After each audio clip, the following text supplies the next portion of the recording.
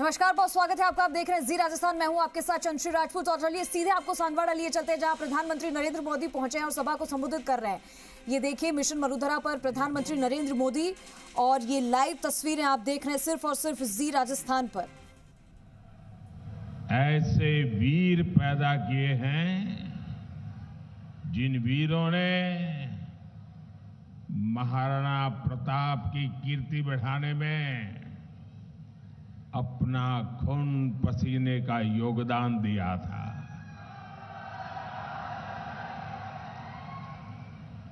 मैं कालीबाई के बलिदान को, मानगढ़ धाम में बलिदान देने वाले गोविंद गुरु के अनुयायियों को भी आज श्रद्धापूर्वक नमन करता हूं।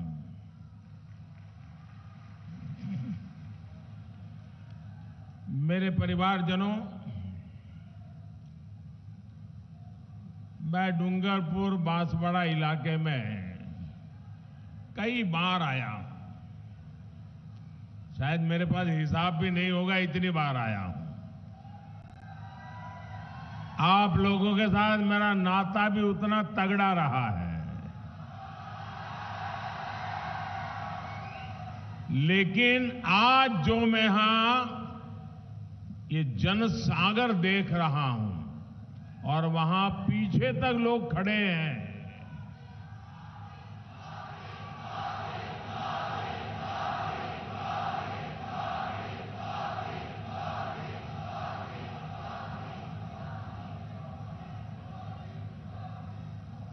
मैं सबसे पहले तो आदिवासी क्षेत्र हो, दूर दूर गांवों से आना हो, मैं आप सबको सचमुच में प्रणाम करता हूं, क्योंकि आप में से कई लोग सुबह 5-5, 6-6 बजे चले होंगे। ये प्यार, ये आशीर्वाद, शायद ही किसी को ऐसा सौभाग्य मिलता होगा जो आशीर्वाद आप मुझे दे रहे हैं। साथियों,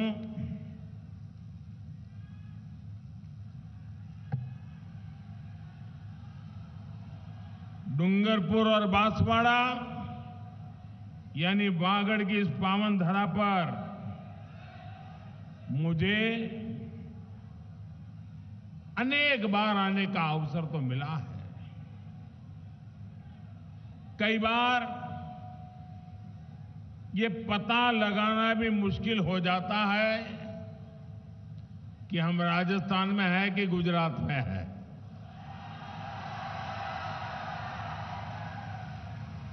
और यहां तो सैकड़ों सालों से मावजी महाराज का चौपड़ा खुलता रहा है। जिस धरती को सटीक भविष्यवाणी के लिए मावजी महाराज का आशीर्वाद मिला है,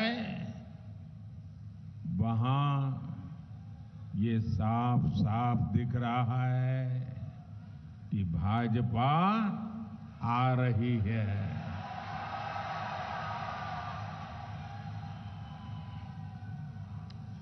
और ये भूमि मावजी महाराज की तपस्या की भूमि है। यहां से निकली हुई हर भविष्यवाणी 100% सही निकलती है। ऐसा ही है ना? ऐसा ही है ना? तो मैं मावजी महाराज को प्रणाम करते हुए, उनके आशीर्वाद लेते हुए आज एक भविष्यवाणी करने की हिम्मत कर रहा हूं। करो। मेरी ये भविष्यवाणी है, ये मेरी नहीं है। इस पवित्र धरती की ताकत है कि मेरे मन में ये विचार आया है और इसलिए बोलने की हिम्मत कर रहा हूं और मावजी महाराज की क्षमा मांग करके बोलने की हिम्मत कर रहा हूं। पूरे राजस्थान के लोग लिख करके रखे, इस बार तो नहीं, अब राजस्थान में कभी भी अशोक गहलोत की सरकार नहीं बनेगी।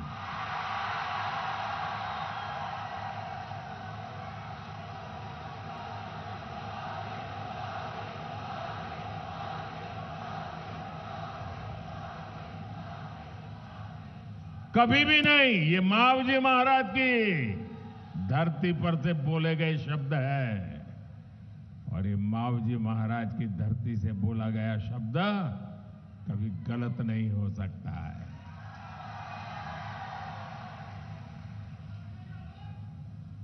कांग्रेस के लोग जहां भी वोट मांगने जा रहे हैं वहां उनको एक ही जवाब मिल रहा है। एक ही जवाब मिल रहा है।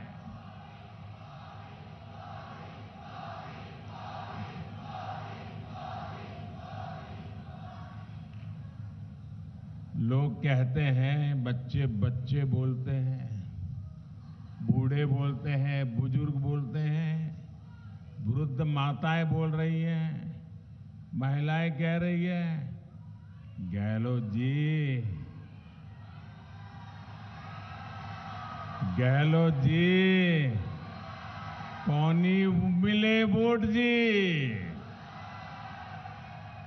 गहलोत जी, कौनी मिले वोट जी। और अब तो ये बात राजस्थान में सोशल मीडिया में बच्चों में जैसे स्पर्धा चल पड़ी है। हर घर से बच्चे वीडियो पर ये वाक्य रख करके सोशल मीडिया में डाल रहे हैं। बच्चे भी बोल रहे हैं, गहलोत जी, कौन ही मिले वोट जी।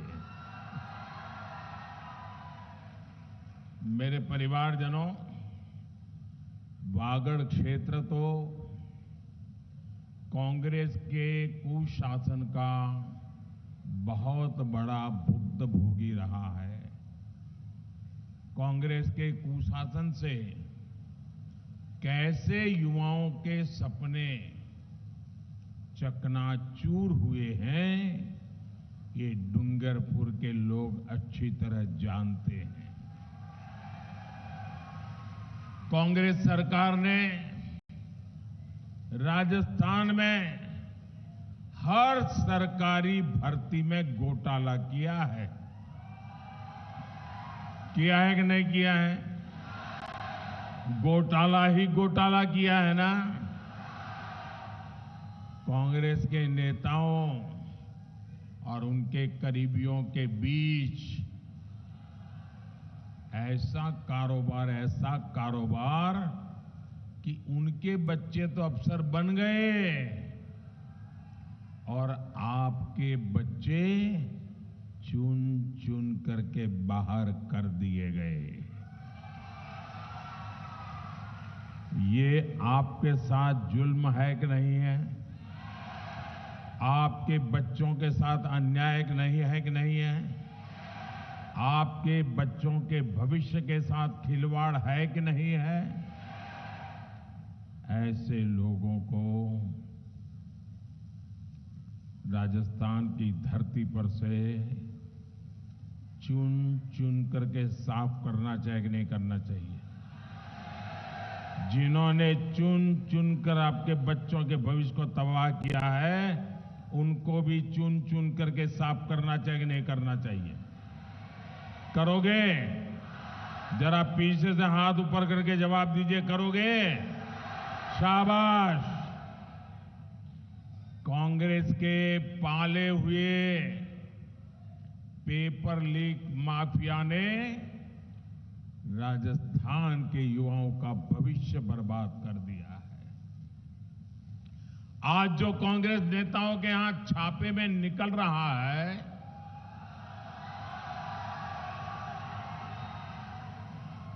आज जो लॉकरों से सोने की ईंटें निकल रही हैं, काले कारनामों की लाल डायरी, ये लाल डायरी के जो पन्ने खुल रहे हैं ना, वो कांग्रेस सरकार की लाल डायरी में काली सच्चाई है। मेरे परिवारजनों, लोकतंत्र ने आपको कुशासन वाली इस कांग्रेस सरकार को बदलने का मौका दिया है। ये मौका हाथ से जाने नहीं देंगे ना। कभी कभार एक छोटी गलती 5 साल भुगतने के लिए मजबूर कर देती है। आपका एक वोट भी कमल के फूल के अलावा किसी दूसरे तीसरे दल को मिला तो वो सीधा कांग्रेस को ही जाएगा। ये जो दूसरे लोग खड़े हैं ना, वो उनकी योजना से खड़े हैं। तो ऐसी गलती नहीं करोगे ना। ये जरा घर घर जाके समझाना। ये पिछली बार भी पाप कर गए, आपको आंखों में धूल झोंक गए और इस बार नया नाम लेकर के कर रहे हैं।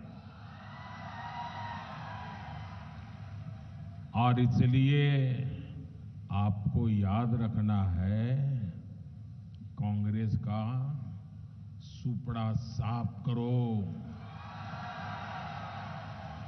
राजस्थान को दंगों, अपराधों, बहनों बेटियों पर अत्याचार और भ्रष्टाचार से मुक्त करो। राजस्थान से कांग्रेस की विदाई इसलिए भी जरूरी है ताकि यहां केंद्र सरकार की हर योजना तेजी से लागू हो। मोदी कितना ही चाहे, आपको कितना ही प्यार करे, सब कुछ करने के लिए पैसे भेजे, लेकिन जयपुर में अगर ऐसे लोग बैठ जाए कि पहुंचेगा ही नहीं, तो मोदी भी क्या करेगा।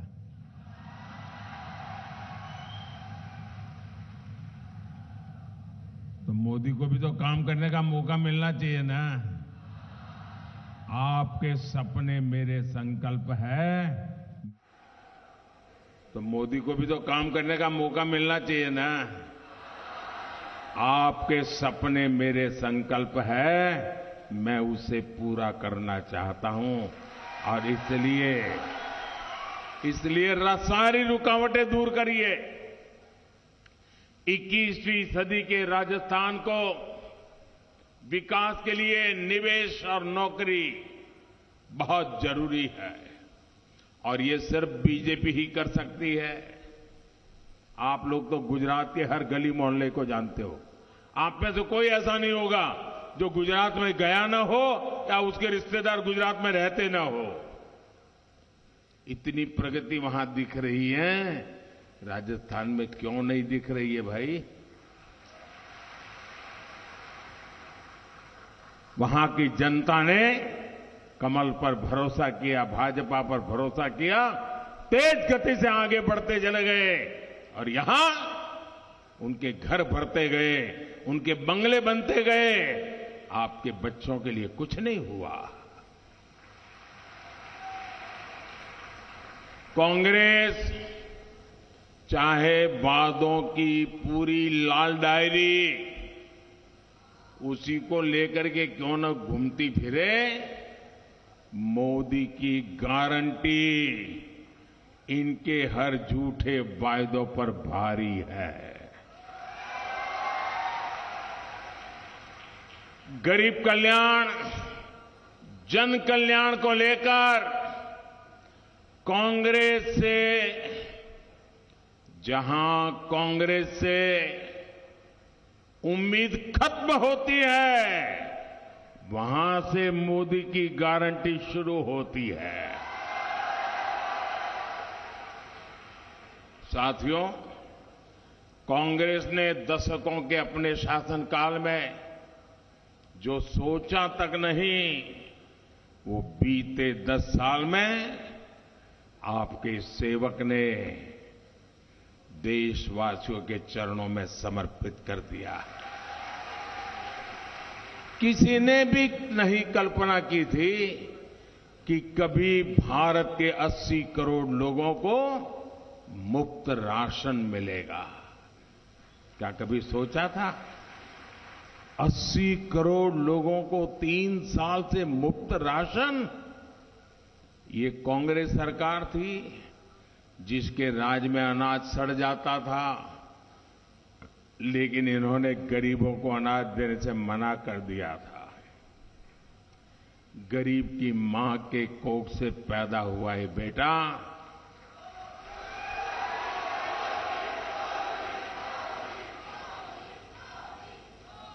वो आपकी चिंताएं समझता है, आपकी मुसीबतें समझता है, और इसलिए आपके इस सेवक ने संकल्प लिया है कि मुफ्त राशन की ये योजना आने वाले 5 साल तक चालू रहेगी। साथियों, कभी गरीब को मुफ्त इलाज मिलेगा, दवाएं 80% सस्ती होगी, ये भी किसी ने नहीं सोचा था। मोदी ने आयुष्मान भारत योजना और जन औषधि केंद्रों से ये भी संभव कर दिखाया। कांग्रेस ने तो गरीब को, आदिवासी को झुग्गियों में रखा, खुले में शौच के लिए मजबूर किया। कांग्रेस ने गरीब को धुएं में जीने के लिए मजबूर रखा, पानी के लिए दर दर भटकने के लिए मजबूर किया। देश की करोड़ों बहनों ने कांग्रेस से कभी उम्मीद भी नहीं की थी उन्हें इन मुश्किलों से मुक्ति मिलेगी। और इसलिए मैं कहता हूं, जहां से कांग्रेस से उम्मीद बंद होती है, जहां से कांग्रेस से उम्मीद बंद होती है, वहां से मोदी की गारंटी शुरू होती है। आज इन सारी मुश्किलों से देश की, राजस्थान की मेरी बहनों को मुक्ति मिलने लगी है। मेरे परिवारजनों, हमारे देश के करोड़ों आदिवासियों को कांग्रेस ने कभी नहीं पूछा। ये भाजपा है जिसने आदिवासी कल्याण के लिए अलग मंत्रालय बनाया। ये भाजपा है जिसने आदिवासी कल्याण का बजट भी कई गुना बढ़ा दिया। कांग्रेस के समय में 8 या 10 वन उपज, उस पर ही एमएसपी मिला करती थी। भाजपा सरकार में अब करीब करीब 90 वन उपजों पर एमएसपी मिला करती है। आपका पशुधन सुरक्षित रहे, इसके लिए भाजपा सरकार 15,000 करोड़ रुपए से पशुओं का टीकाकरण का अभियान चला रहा है। जैसे हमने कोविड में लोगों को मुफ्त वैक्सीन दिया था ना, आपको वैक्सीन मिला था ना, मुफ्त में टीका लगा था ना, अब मोदी पशुओं के लिए भी मुफ्त टीकाकरण कर रहा है, हजारों करोड़ रुपए लगा रहा है।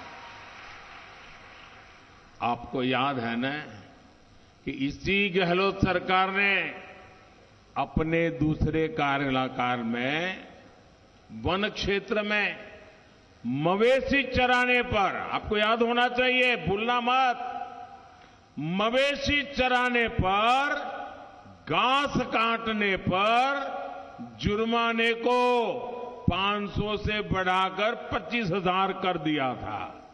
याद है? ये तो बाद में जब भाजपा सरकार आई तो उसने ये गहलोत के पापी निर्णयों को खत्म किया था और आपको बचा लिया था, भूलना मत। कांग्रेस गरीब आदिवासियों से पुराने जमाने के अंग्रेज जैसे दिमाग रखते थे ना, वैसे ही जो हम अंग्रेज जैसे हिंदुस्तान के लोगों को गुलाम मानते थे ना, आजादी के बाद भी कांग्रेस आदिवासियों के साथ वैसा ही व्यवहार करती है। सहज, सच्चे और वफादार मेरे आदिवासी भाई बहनों के स्वाभिमान को कांग्रेस ने हमेशा चोट पहुंचाई है। हमें आदिवासी भाई बहनों के उनके सम्मान, उनकी शिक्षा और स्वास्थ्य की चिंता है। इसलिए डूंगरपुर में केंद्रीय सहायता से मेडिकल कॉलेज खोला गया है। बांसवाड़ा में गोविंद गुरु जनजातीय विश्वविद्यालय भाजपा सरकार ने प्रारंभ किया। प्रतापगढ़ में महाराणा प्रताप के नाम पर आर्म्स बटालियन के गठन के लिए भूमि का आवंटन कर दिया गया है। आदिवासी क्षेत्र की वर्तमान में चल रही रिक्तियों, उसको भी सरकार बनते ही जल्द से जल्द भरी जाएगी। मानगढ़ धाम के विकास को पूरा करने के लिए भी भाजपा सरकार यहां पूरी शक्ति से काम करेगी। जिस प्रकार पूरे देश में अपने तीर्थों का भाजपा सरकार कायाकल्प कर रही है, वैसे ही मानगढ़ और बेणेश्वर धाम का विकास होगा। डूंगर, बरंडा और बांसिया चरपोटा जैसे हमारे आदिवासी नायकों को भी उचित सम्मान भाजपा ही दे सकती है। साथियों, कांग्रेस कभी अपने एक परिवार के आगे किसी को नहीं देखती। जो कांग्रेस के परिवार की ओर आंख उठाकर भी देख लेता है, कांग्रेस उसे नीचा दिखाने के लिए कोई कसर बाकी नहीं छोड़ती। कांग्रेस ने बाबा साहब के साथ भी यही किया। कांग्रेस ने सरदार पटेल को भी इसी तरह अपमानित किया। भाजपा ने बाबा साहब आंबेडकर से जुड़े प्रमुख स्थलों को पंच तीर्थ के रूप में विकसित कराया है। आप सभी के सहयोग से आज गुजरात में केवड़िया में एकता नगर में विश्व की सबसे ऊंची सरदार वल्लभ भाई पटेल की प्रतिमा, और मैं तो आप डूंगरपुर के लोगों को कहूंगा, कोई परिवार ऐसा नहीं होना चाहिए जो स्टैच्यू ऑफ यूनिटी न देखा हो, सरदार पटेल का एक भव्य स्मारक नहीं देखा है। आप कार्यक्रम बनाइए, जाइए, आप देखेंगे कैसा बड़ा सम्मान सरदार पटेल को हमने दिया है। वे तो कोई भाजपा के कार्यकर्ता नहीं थे, लेकिन जो देश के लिए करते हैं ना, हम उनके लिए जीते हैं। हर रोज हजारों लोग स्टैच्यू ऑफ यूनिटी को देखने के लिए वहां जाते हैं, लेकिन आज तक कांग्रेस का एक भी नेता स्टैच्यू ऑफ यूनिटी नहीं गया, और यही कांग्रेस की सच्चाई है। और इसलिए ये कांग्रेस से बहुत सावधान रहना। कांग्रेस न दलितों की है, न पिछड़ों की, न आदिवासियों की, न गरीब की। कांग्रेस सिर्फ और सिर्फ एक परिवार की गुलाम होकर रह गई है। कल मैं जयपुर में रोड शो कर रहा था।